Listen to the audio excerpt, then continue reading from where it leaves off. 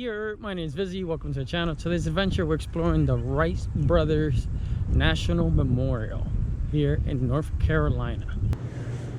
So this is the evolution of the planes here.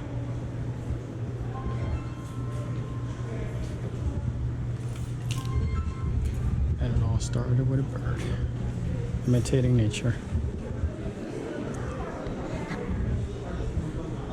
It's a great visitor center in here. Now they made a wind tunnel to gather information, and with that information they were able to create the propeller. And that propeller from 1903 is pretty much the same as it is nowadays, like 5% less efficient than it was back then. Now the date of this first flight, this photo was taken by John T. Daniels. He had no previous experience taking a photo. They just told him to press the button when they took off, and he perfectly timed it. There's only a couple people that witnessed this the first time. Some local people and some people from the rescue corps that was nearby came to help them out. So they made roughly 1,000 glides. October 2nd, October 10th, October 17th, and then they made their first successful controlled turn in aviation history. These were some of the models of the airfoils that they used, and this is a replica of their wind tunnel. It's driven by a shock belt. There's a fan there, goes through, and then you have a viewing window here. Now these three airfoils were used by the brothers in the wind tunnel experiments. Now they had a bicycle company before they started trying to make planes. And this is how they sort of steered the plane. Now the whole operation was funded by the bicycle company. Now this is a reproduction flyer.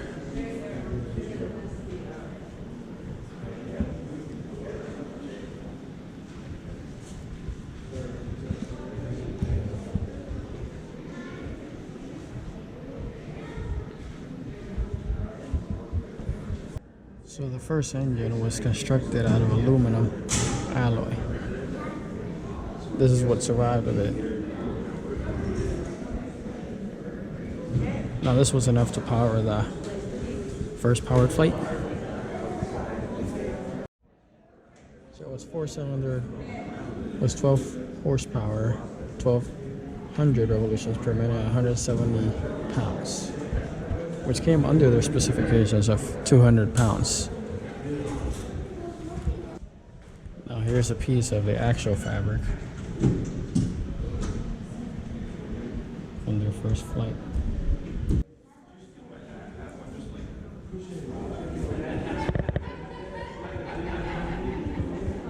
This is the propeller from 1903.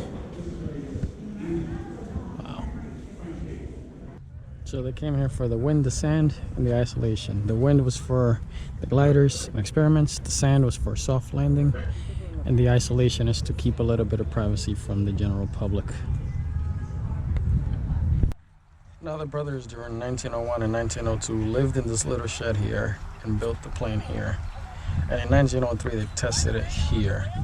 Now that mound has moved back about 450 feet. Because this was all sand and it was eroded by the wind, but now it's all grass so that it retains the sand here.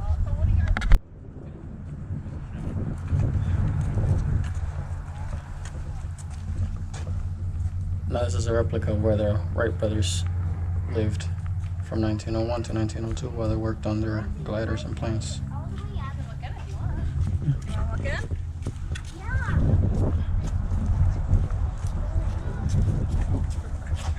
This was a replica of the hangar where they built the plane.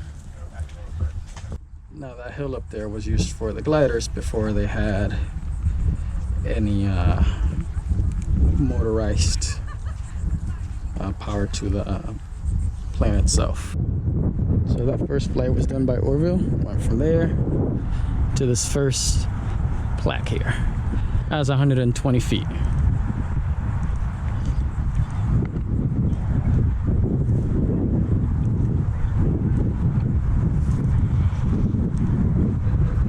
feet. Lasted 12 seconds and a distance of 120 feet. That was Orville. Then his brother took over for the next flight. It was also 12 seconds and a distance of 175 feet.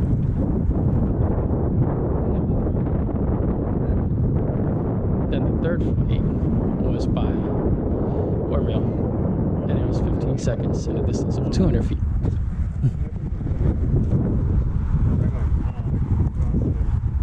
All of these flights were all done on the same day.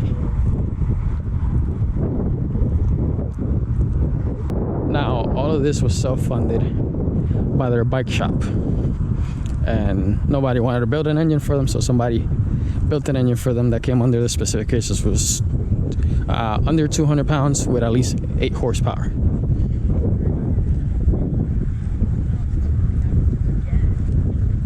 Hello.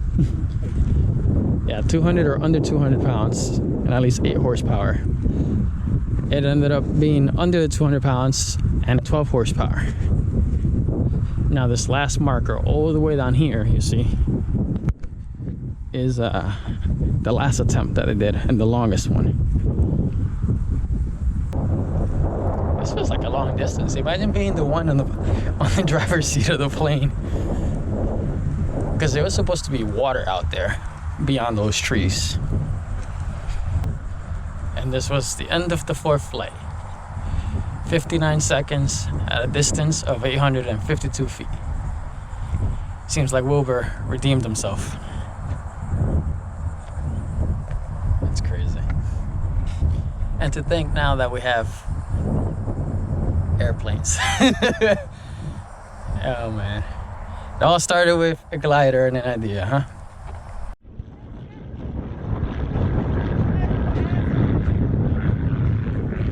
That's great.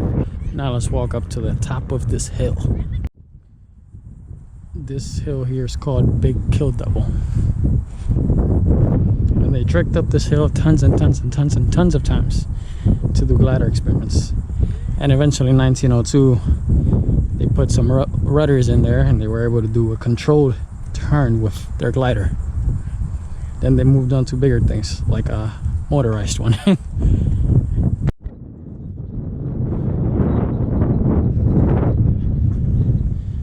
Sand and water.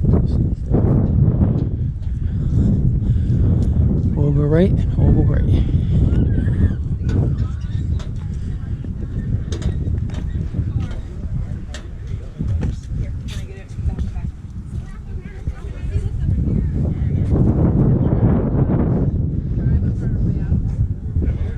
It's Orville.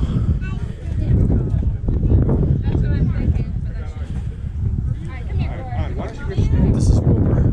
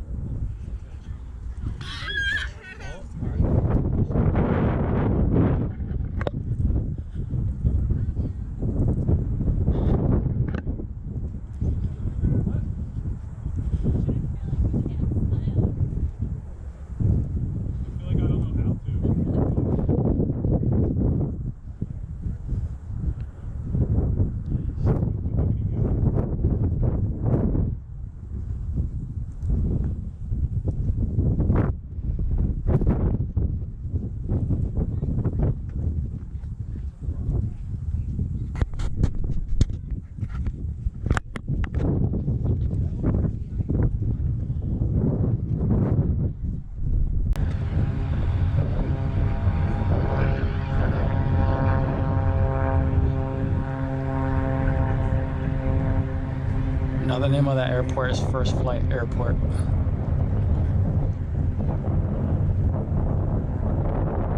There it goes.